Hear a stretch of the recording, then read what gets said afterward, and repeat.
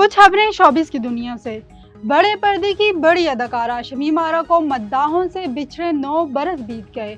1948 में अलीगढ़ में पैदा होने वाली शमीम आरा का असल नाम पतली बाई था, लेकिन फिल्मी ज़रूरियात के तहत बदलकर इसे शमीम आरा कर दिया गया था।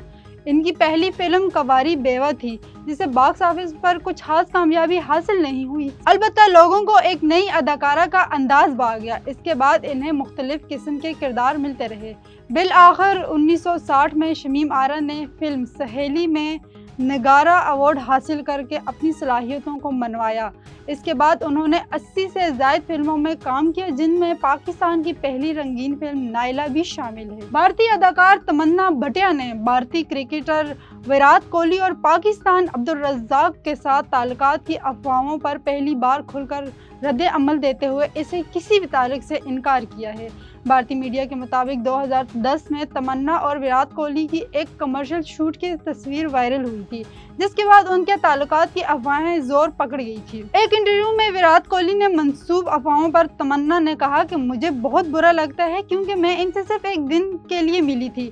शूट के बाद ना कभी बात हुई, ना कभी मुलाकात हुई। मुनफरिद गुलकारी की वजह से शोहरत हासिल करने वाले गुलकार व मौसीकार अली सेठी ने अपना नया music album love language release कर दिया। अली सेठी के एल्बम में मजमूई तौर पर 16 गाने शामिल हैं, जिनमें से चंद गानों की वीडियोस पहले ही रिलीज कर चुके हैं।